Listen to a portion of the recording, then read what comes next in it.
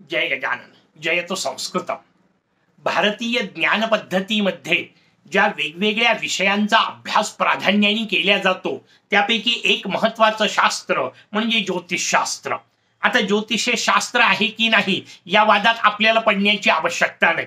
मला जे आज सूत्र सांगायचंय, भगवान दत्तगुरूंना जो उपदेश करायचा आहे, त्यांना जे सांगायचं आहे, त्यासाठी ज्योतिषशास्त्रामधली एक गोष्ट, एक पैलू अत्यंत उपयोगी आहे, तेवढ्याचा विचार करू. फक्त भारतीय पद्धतीने ज्योतिषाचा अभ्यास करणारे जे काही अभ्यासक आहेत त्यांना जर तुम्ही प्रश्न विचारला की जगातली सगळ्यात सुंदर कुंडली कोणाची, तर ते आपल्याला पटकन उत्तर देतील भगवान राजा रामचंद्रांची. किती मजेदार रचना आहे. पण गंमत अशी आहे की त्याच वेळी जर एखाद्या पाश्चात्य पद्धतीने ज्योतिषशास्त्राचा अभ्यास करणाऱ्या व्यक्तीला तुम्ही विचारलं की जगातली सगळ्यात वाईट पत्रिका कोणती, तर तेही आपल्याला सांगतील रामचंद्राचीच.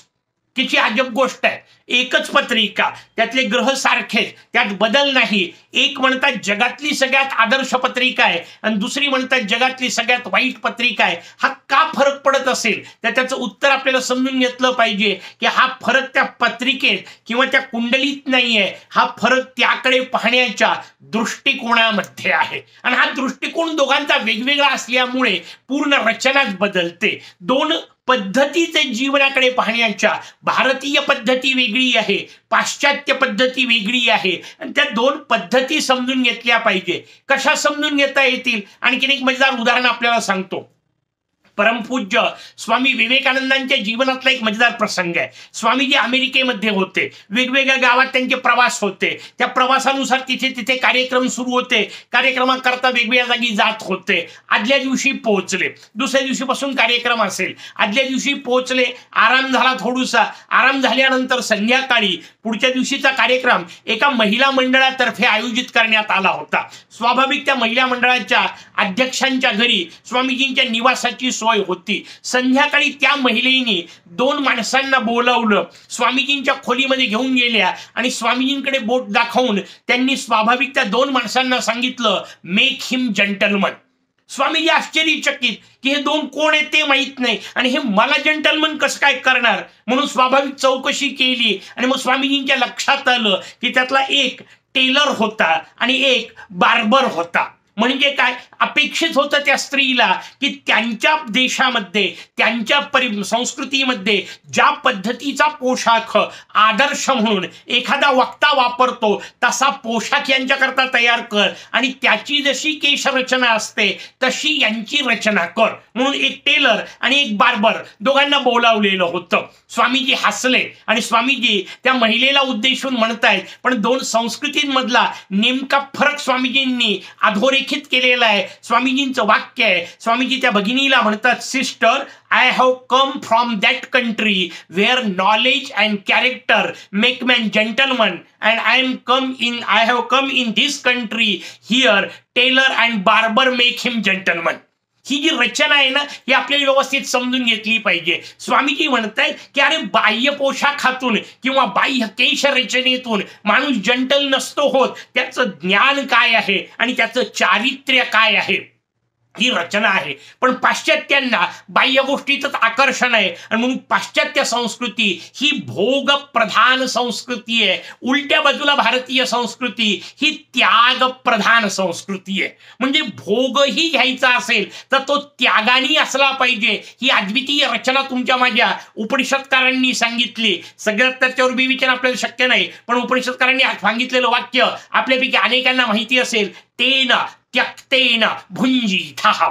लक्षात घ्या, त्यागानीच भोग होऊ शकतो. कारण त्याग करणे याचा अर्थ इतरांना प्रदान करणे, दान करणे, यातच कुठल्याही प्रकारचा खऱ्या अर्थाने भोग आहे. ही भारतीय संस्कृतीची जी रचना आहे ना, ती आपल्याला समजून घेतली पाहिजे. आणि म्हणून जेव्हा भारतीय संवाद येतात, मग कुठल्याही ऋषीमुनींचे असतील, कुठल्याही महापुरुषांचे असतील, त्यांनी दिलेला उपदेश असेल, त्या त्यागाचा विचार अत्यंत महत्वपूर्ण रीतीने वारंवार मांडलेला असतो. आपल्यालाही लक्षात आलं असेल आतापर्यंत की भगवान दत्तगुरु वेगवेगळ्या पद्धतीने त्यागाचा विषय सांगतायत. आणि आता ज्याच्या पुढचा ज्या गुरुचं वर्णन आपण आज करणार आहोत, ज्या गुरुचं त्याच्या मागचं असणारं तत्व समजून घेणार आहोत, त्यामध्ये त्याग वेगळ्या पद्धतीने भगवान दत्तगुरु आपल्या समोर ठेवतायत. ते म्हणतायत जीवनामध्ये सुखी व्हायचं असेल, जीवनामध्ये समाधानी व्हायचं असेल, शांत व्हायचं असेल, प्रसन्न आनंदी व्हायचं असेल, तुम्हाला हे सगळं का? त्याचं उत्तर आहे हे मूळ प्रश्न आहेत यदूंचे. ते सोडायचे नाही आपल्याला प्रश्न. त्या यदूंच्या मूळ प्रश्नावर भगवान दत्तगुरु बोलतायत आणि म्हणून ते आपल्याला सांगताय शांत व्हायचं आहे ना, सुखी व्हायचं आहे ना, समाधानी प्रसन्न व्हायचं आहे ना, आनंदी व्हायचं आहे ना, त्याग करायला शिका. कारण त्याग हाच मार्ग आहे. ही रचना आपल्याला ते वेगवेगळ्या पद्धतीने सांगतायत. आणि मग हे मी कसं शिकलो याच्याकरता ते वेगवेगळ्या पशुपक्ष्यांचे वर्णन, ती आता आपल्याला रचना लक्षात आली की वेगवेगळ्या पशुपक्ष्यांच्या वर्तनातून ते काही गोष्टी समजून घेत आहेत आणि त्याच्यानुसार आपल्या समोर सांगतायत. मग त्यासाठी त्यांनी कुरर नावाच्या एका पक्षाचं वर्णन केलं.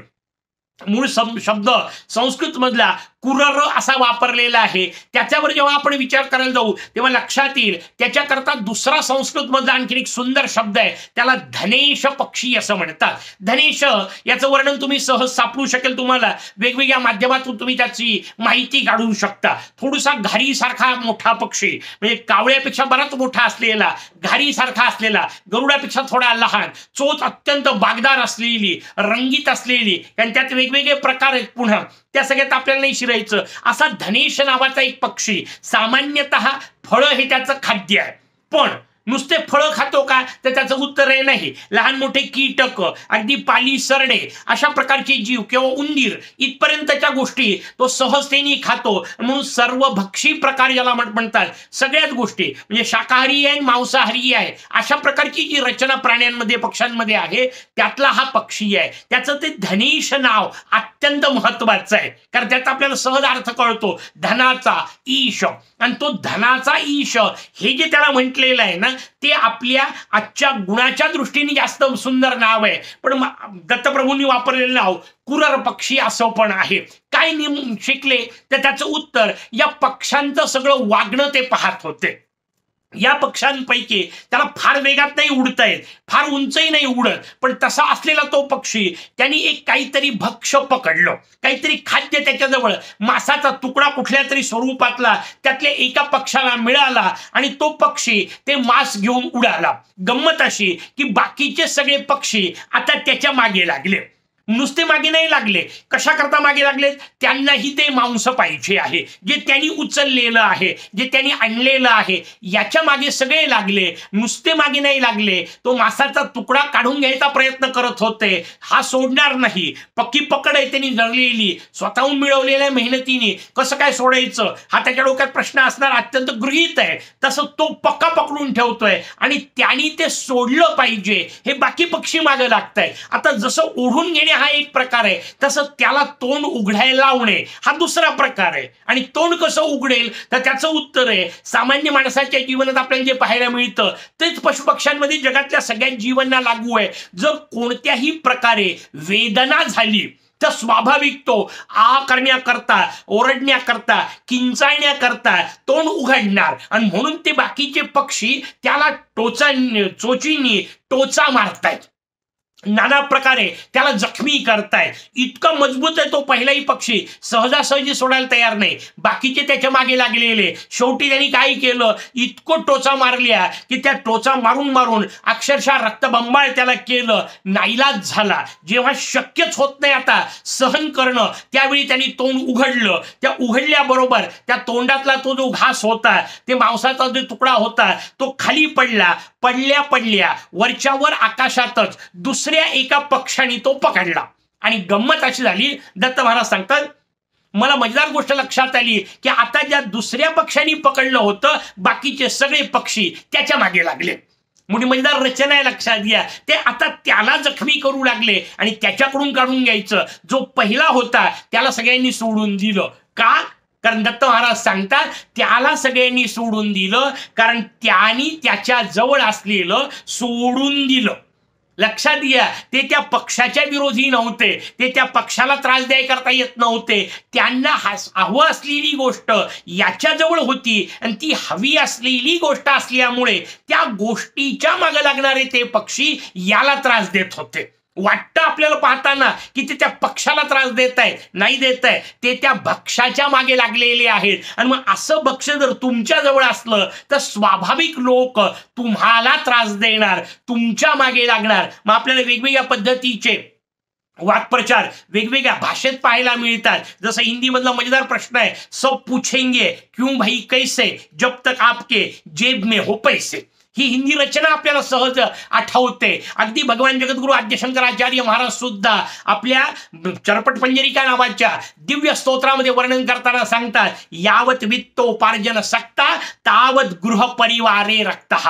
जोपर्यंत तुम्ही पैसा मिळवताय तोपर्यंत सगळे तुमच्यावर प्रेम करतात. ज्या क्षणी तुम्ही त्या गोष्टी सोडता त्या क्षणी तेही तुम्हाला सोडतात. याचा अर्थ त्यांचं प्रेम ना तुमच्यावर असतं ना तुमच्यातल्या गुणांवर असतं. अर्थात ही गोष्ट व्यवस्थित समजून घ्यायची, फक्त घरच्यांना सांगत फिरायची नाहीये, समजून घ्यायचा विषय आहे. तुम्ही गोळा केलेल्या गोष्टींवर ते प्रेम करत असतात आणि त्या गोष्टी जर त्यांना नाही मिळाल्या तर ते वेळ पडली तर तुम्हालाही टोचा मारायला कमी करत नाही, हे समजून घ्यायचंय. दत्त महाराज सांगतात, मला त्या पक्षाने शिकवलं की जर सुखाने राहायचं असेल तर त्याग केला पाहिजे, असलेली गोष्ट सोडून दिली पाहिजे. जेवढं पाहिजे ते तो जिथं बसला होता त्याला जिथं ते खाद्य मिळालं होतं तिथल्या तिथे खाऊन मोकळा झाला असताना तर बाकीचे पक्षी त्याच्या मागे लागले नसते.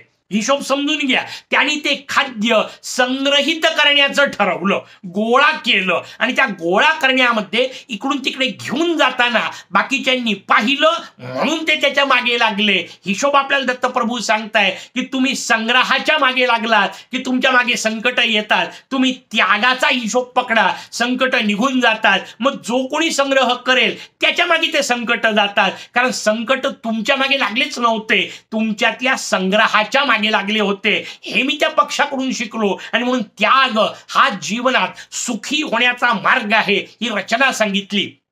मी सुरुवातीला मुद्दाम सांगितलं होतं, भगवान रामचंद्रांची पत्रिका जगातली सगळ्यात चांगली भारतीय म्हणतात का, कारण आपली भारतीय संस्कृती त्यागाच्याच दृष्टीने पाहते. भगवान रामचंद्रांचं संपूर्ण जीवन आपण पहा, त्यागमय स्वरूपाचं जीवन आहे. म्हणजे पहिल्यांदा त्यांनी अयोध्येचा त्याग केला, माता पित्यांच्या इच्छेकरता अयोध्या सोडली, पुढे किष्किंधा जिंकली होती, वालीला मारलं होतं, नियमानुसार राम राजे होऊ शकत होते, किष्किंधेचं राज्य सोडलं, नंतर रावणाला मारलं, रावणाला मारल्यावर लंका सुद्धा त्यांची होऊ शकत होती. पण स्वाभाविक आपल्या सगळ्यांना माहिती असलेलं त्यांचं अलौकिक वाक्य आहे, अपि स्वर्णमयी लंका नमे लक्ष्मण रोचते जननी जन्मभूमिश्च स्वर्गादपि गरीयसी. त्याग केलेला आहे लंकेचा, लक्षात घ्या.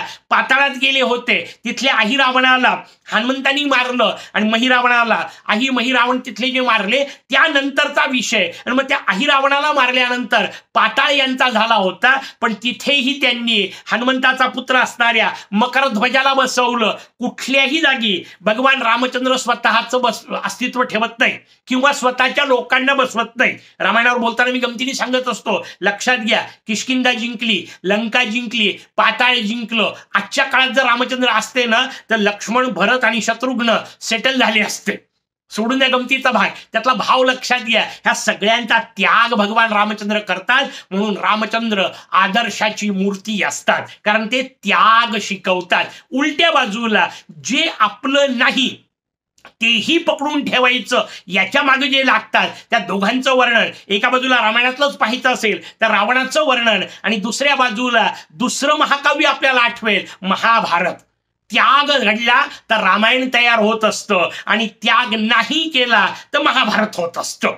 हा हिशोब जीवनाचा लक्षात घ्या. आपल्याला सूत्र ते 2 महाकाव्य हे शिकवतात की त्यागातूनच रामायण तयार होत असतं. राम हे आपले आदर्श असले पाहिजे. दुर्योधन आदर्श असून चालणार नाही, दुःशासन आदर्श असून चालणार नाही, रावण आदर्श असून चालणार नाही. त्यांच्यात भलेही काही गुण असतील पण ते शेवटी या पद्धतीने विकृत आहेत हे आपल्याला समजूनच घ्यावं लागेल. आणि त्यागमय जीवन नसल्यामुळे त्यांचा विनाश झालेला आहे. कारण पांडवांनी फक्त 5 गावं इथपर्यंत खाली आले होते ना. सगळं राज्य नको देऊ, अर्ध राज्य नको देऊ, 5 गावं दे, पण तेवढंही द्यायला तयार नाही. तो दुर्योधन म्हणतो सुईच्या टोकावर बसेल इतकी जमीन सुद्धा देणार नाही. ही त्यागरहित वृत्ती दुर्योधनाच्या आणि त्याच्यासोबत 11 अक्षोहिणी सैन्याच्या विनाशाला कारणीभूत ठरलेली असते. हा भाव आपल्याला समजून घ्यायचा आहे. महाकाव्य वाचत असताना, त्यातला अभ्यास करत असताना या गोष्टी समजून घ्यायच्या आहे की त्यागाच्या मार्गाने गेलं तर रामायण होतं आणि भोगाच्या मार्गाने गेलं तर आयुष्याचं महाभारत होतं. काय करायचं याचा विवेक आपल्याला असला पाहिजे. त्याग हाच सुखाचा मार्ग आहे. भगवान दत्तप्रभू आपल्याला मुद्दाम सांगतायत आणि ते म्हणतात मी ही गोष्ट त्या कुरर पक्षाकडून, त्या धनेशाकडून शिकलो, म्हणून मुद्दाम त्या शब्दाचा उल्लेख केला. कारण हे सगळे प्रश्न धनातून निर्माण होतात आणि म्हणून धनेश असणारा तो पक्षी जोपर्यंत गोष्टी धरून ठेवतो तोपर्यंत त्याच्या दुःखाला त्या गोष्टी कारणीभूत होतात. त्याग केला की जीवन सुखाच्या मार्गाने जातं. हे मी त्याच्याकडून शिकलो. दत्त महाराज सांगतात पुढचे गुरु पुढच्या भागात. तोपर्यंत जय गजानन.